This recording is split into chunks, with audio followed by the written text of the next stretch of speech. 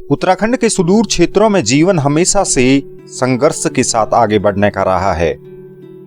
अपनी मेहनत और समर्पण से लोगों ने इसे हमेशा संजीदगी के साथ जिया है। भारतीय जीवन शैली में महिलाओं की अहम भूमिका होती है और बर्फ से ढके पर्वतराज हिमालय की तलहटी में आदिकाल से ही देवियों की पूजा का विधान रहा है। अंतर्राष्ट्रीय महिला दिवस के मौके पर हम आपके लिए ऐसी ही महिलाओं का संघर्ष लेकर आए हैं, जिन्होंने परिस्थितियों के सामने हार मानने के बजाय मुकाबला करने का विकल्प चुना और आज लोगों के लिए सबक बन गई। एक बेटी के रूप में शुरू हुआ जीवन का सफर धीरे धीरे आगे बढ़ते हुए सामाजिक रिश्तों को जीवन भर निभाता चला जाता है। मायके से डोली में विदा हुई बेटी ससुराल में बहू बन जाती है और यहाँ से जीवन में नए रिश्तों का आगमन भी होता है। सुदूर पहाड़ों की जिंदगी में यह बदलाव कभी कभी संघर्ष और मेहनत की नई कहानी भी लिख जाता है। आज हम आपके लिए लेकर आए हैं एक बेटी का संघर्ष, जिसने अपने पिता की मौत के बाद न सिर्फ अपने परिवार की जिम्मेदारी उठाई बल्कि अपने खुद का कैरियर भी बनाया। संघर्षों की एक और कहानी एक बहू की भी होगी, जिसने शादी के 12 साल बाद अपने पति को खो दिया और 3 बच्चों की परवरिश करने के लिए न सिर्फ पढ़ाई की बल्कि आज नौकरी कर जीवन यापन कर रही है। नारायणबगड़ विकासखंड के सड़कोट गांव की रहने वाली शशि बुटौला से मिलिए। उत्तराखंड पुलिस में सब इंस्पेक्टर शशि बुटौला वर्तमान में मुख्यमंत्री सुरक्षा की इंटेलिजेंस यूनिट में तैनात हैं। उत्तराखंड के कई जनपदों में तैनात रह चुकी शशि हौसलों की वो मिसाल है, जिसने प्रतिकूल परिस्थितियों को न सिर्फ पराजित किया बल्कि लोगों को भी अपनी मेहनत से हैरान कर दिया। आप भी सुनिए उनके संघर्ष की कहानी खुद उनकी जुबानी। नमस्कार, मेरा नाम शशि बुटौला है। मैं उत्तराखंड पुलिस के इंटेलिजेंस विंग में एज इंस्पेक्टर पोस्टेड हूँ, माननीय मुख्यमंत्री सुरक्षा में। हमारा गांव क्योंकि बहुत ही नारायणबगड़ विकासखंड के बहुत ही सबसे अंतिम गांव समझ लो, हमारे उसमें सबसे दूर गांव था। मुख्य मार्केट नारायणबगड़ से 14 किलोमीटर दूर मेरा गांव है सड़कोट। तो पापा बाहर रहते थे, गांव में कोई ऐसी पढ़ाई की कोई ज़्यादा वो थी नहीं, 5वीं तक का स्कूल था। तो प्रारंभिक कक्षा 1-2 में तो मैं गांव में गई। उसके बाद ज़्यादा सुविधाएं न होने के कारण मेरे फादर ने मुझे मेरे मामा जी के पास रुद्रप्रयाग भेज दिया था पढ़ने के लिए। शिशु मंदिर में मैंने रुद्रप्रयाग से अपनी प्राथमिक शिक्षा ग्रहण करी। उसके बाद 7वीं 8वीं मैंने अपने गांव में पढ़ा है सड़कोट में। और फिर मैंने 12th जोशीमठ GGIC जोशीमठ से मैंने 12th की और उसके बाद देहरादून DBS कॉलेज से मैंने ग्रेजुएशन और पोस्ट ग्रेजुएशन किया है। फिर गोपेश्वर महाविद्यालय से मैंने B.Ed किया 2001 में। सुदूर पहाड़ी जीवन का बचपन पीछे छोड़ शशि पढ़ाई के लिए देहरादून पहुंची और अभी वह शहर के जीवन को समझ ही रही थी कि एक दिन उसके पिता एक हादसे में शशि और परिवार को पीछे छोड़ गए। सभी की तरह ग्रेजुएशन पढ़ाई कर ही रही थी, तो अचानक से मेरे फादर एक्सपायर हो गए, एक एक्सीडेंट में उनकी डेथ हो गई। तो मैं परिवार में सबसे बड़ी थी, उस टाइम मेरी उम्र 20 साल थी। तो मेरे फादर के अचानक एक्सपायर होने पर जैसा होता है आपको पता है कि बहुत हम लोग बिल्कुल उस पर आ गए। बहुत दुखों का पहाड़ टूट पड़ा। छोटे भाई बहन थे मेरे, भाई 15 साल का, बहन 10-11 साल की। माताजी हमारी गांव में ही थी और बिल्कुल ना के बराबर पढ़ी, अनपढ़ ही है समझो। तो फिर गांव में यही होता है कि भाई अब पिताजी नहीं है तो अब शादी कर दो, आगे कौन पढ़ाएगा, कौन नौकरी लगाएगा, क्या करेगा। तो ऐसी सब ने, रिश्तेदारों ने भी कहा, पड़ोस अड़ोस सभी कहते थे कि अब तो इसकी शादी कर दो भाई, सबसे बड़ी यही है, इसको सब कुछ इसी को पढ़ाया पिताजी ने, छोटे भाई बहन है, माँ क्या करेगी। घर में बुजुर्ग माँ और छोटे भाई बहन के भविष्य की चिंता, साथ में समाज के ताने। मुश्किलें ज्यादा थी, लेकिन विश्वास से भरी एक लड़की ठान चुकी थी कि उसे अब खुद को साबित करना है और उसने ऐसा ही किया। कि मेरे फादर चाहते थे मैं कुछ करूं, कुछ बनूं, और अगर इस तरह से मैं कुछ नहीं कर पाऊंगी तो क्या होगा। फिर मैंने सोचा कि मेरे फादर नहीं है तो अपने भाई बहनों को भी मुझे देखना है, माँ को भी देखना है। तो मैंने उसी टाइम डिसाइड किया कि मुझे कड़ी मेहनत करनी पड़ेगी, कुछ भी करना पड़ेगा, पढ़ाई करके कुछ तो बनना पड़ेगा। मेरे भाई बहन दोनों गांव में माँ के साथ रहते थे, उन्हें भी मैं अपने साथ देहरादून ले आई और हमने देहरादून में रह के अपने मामा लोगों के पास रह करके दोनों भाई बहनों को अपने साथ रखा और मैंने तैयारी शुरू करी और रात दिन पढ़ाई करी, तैयारी करी।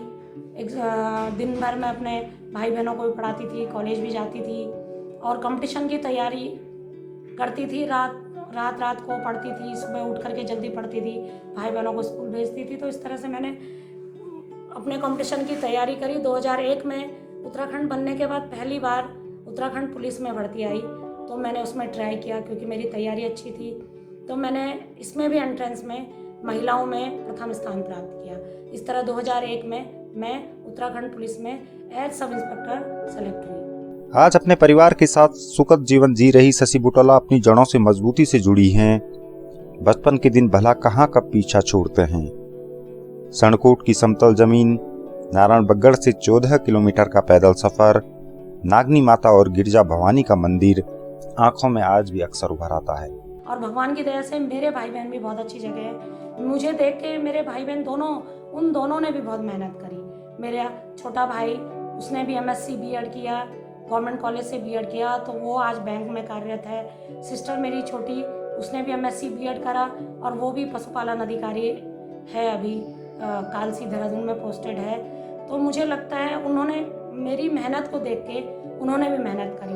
साल में एक बार कोशिश करती हूँ वहाँ ज़रूर जाऊँ, मुझे वहाँ जाना बहुत अच्छा लगता है। पूजा वूजा, हमारी नागिनी माता का मंदिर है, महामृत्युंजय मंदिर है देवीधुरा में, वहाँ पे भी मैं 2 साल पहले गई हूँ। गांव में जो भी पूजा हो जाता या मंदिर का निर्माण है उसमें मैं अपना कंट्रीब्यूशन करती हूँ, और जब भी कोई पूजन कार्य हो मैं ज़रूर जाती हूँ और कोशिश करूँगा आगे भी जाती रहूँगी।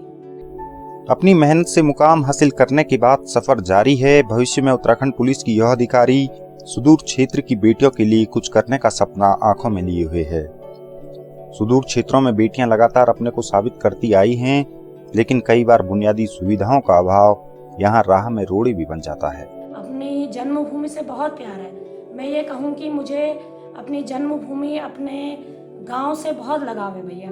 मैं वहाँ की हूँ, आज मैं जो बनी हूँ कहीं ना कहीं उसका नाम तभी है, आज मैं सफल हुई तो वहाँ का नाम भी है। मुझे वहाँ से जुड़ी हुई अपने बचपन की सारी यादें बहुत मतलब ये कहूँगी कि बहुत यादें बिल्कुल मेरे मन में है। मैं चाहती हूँ मैं कभी फ्यूचर में मेरा प्रमोशन होता है, मैं और बड़े पद पे प्रमोशन करूँगी, आगे बढ़ूँगी, मैं वहाँ जाना चाहूँगी, मैं वहाँ के लिए कुछ करना चाहूँगी, मेरा हमेशा सपना रहा है। और अभी मैं जैसे यहाँ पे अभी एज सिक्योरिटी ऑफिसर माननीय मुख्यमंत्री सुरक्षा में हूँ। आगे फ्यूचर में कभी मौका मिलेगा अपनी जन्मभूमि में कार्य करने का, आगे मेरी 17 साल सर्विस अभी और है, अभी और आगे करूँगी। वहाँ की लड़कियों के लिए, वहाँ के क्षेत्र के लिए मैं कुछ करना चाहूँगी। मुझे अपने गांव से, अपने क्षेत्र से बहुत लगाव है। मैं चाहती हूँ कि जिस तरह से मैं वहाँ रह के आज मेरे गांव का नाम आगे हुआ है, उस क्षेत्र में और भी लड़कियाँ बहुत अच्छा करें, वहाँ का नाम हो, नाम रोशन हो, आगे बहुत अच्छा नाम हो। संघर्षों की ऐसी ही एक कहानी है सनकोट से सटे ईड़ा गांव में रहने वाली राजेश्वरी देवी की। सुदूर मायके से ससुराल पहुंची राजेश्वरी के लिए किस्मत ज्यादा मेहरबान नहीं थी और शादी के 12 साल बाद उनके पति की मौत हो गई। एक बेटी और 2 बेटों को देखते राजेश्वरी को समझ नहीं आ रहा था कि अब भविष्य क्या होगा। पति की मौत के बाद घर की जिम्मेदारी भी उठानी थी और बच्चों को भी पढ़ाना था। रास्ता मुश्किल था, लेकिन राजेश्वरी को अब इस पर ही चलना था। बीमार पहले से तो दवाई खाते खाते ही बाजार से तो दवाई लाए और छुपा छुपा कर खाया, हमको नहीं बताया कि पेट में दर्द हो रहा है मेरा, ऐसे नहीं बताया। जब बहुत बुखार आ गई, जब पेट से जब खाना पीना नहीं खाया, जो खाया तो उल्टी करी।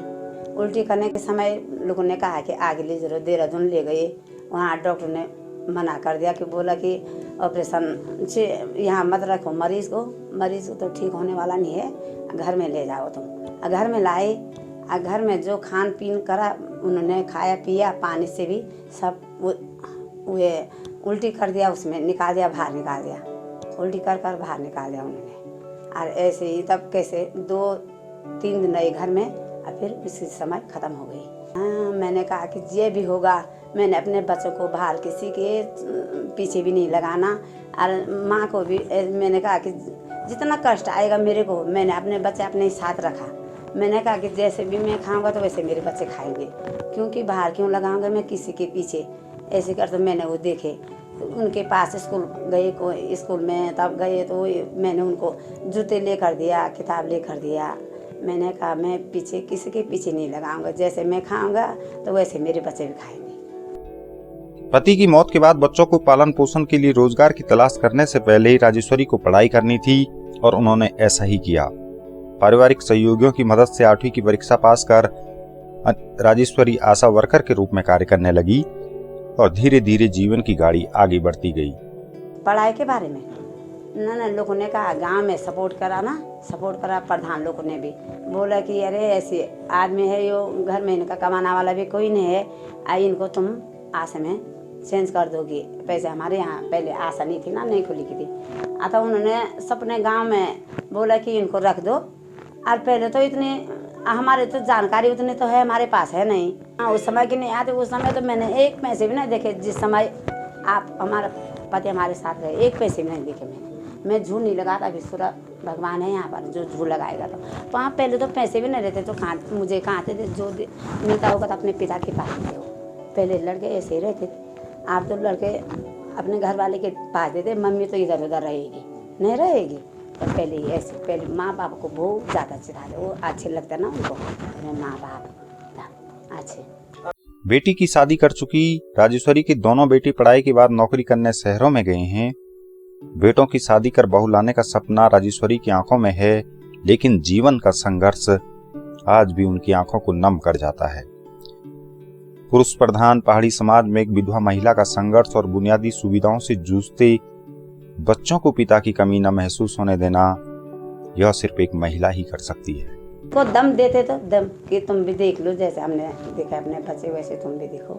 क्यों घबराने की कोई बात नहीं है। नहीं, हिम्मत रखना चाहिए। हिम्मत है तो सब कुछ है, हिम्मत नहीं है तो कुछ नहीं है। लोग तो बोलेंगे कि क्या करेंगे कैसे करेंगे, तो हमने सोचा कि जैसे हम कि बाल बच्चों को हम नहीं पालना ही है तो पालना ही है, देखना ही है। नहीं ऐसे दम धरे तो क्यों लोगों के साथ ज़्यादा बोल कर भी लोगों को क्या होता है कि ऐसे नहीं कि हमारे ऐसे नहीं है, हमारा आदमी नहीं है, हमारा आदमी है, तो लोगों को भी क्यों बोलना ऐसे नहीं है। तो हम बोलते जैसे हमारा किस्मत है, किसी को अच्छी बात बोलते, बुरे बात नहीं बोलते। हम जिसको समझाते तो अच्छी तरह से समझाते, तब बाद में जब बहू लाएंगे तो तभी देखेंगे। हिमालयन हाईवेज की तरफ से अंतर्राष्ट्रीय महिला दिवस की हार्दिक शुभकामनाएं। उम्मीद करते हैं कि हमारे आज का एपिसोड आपको अच्छा लगा होगा। हम निकट भविष्य में संघर्ष और हौसलों की ऐसी ही कुछ और दास्तां आपके बीच लेकर आते रहेंगे। कृपया कमेंट बॉक्स में अपनी राय अवश्य लिखें, साथ ही हमारे चैनल को सब्सक्राइब करने का कष्ट करें।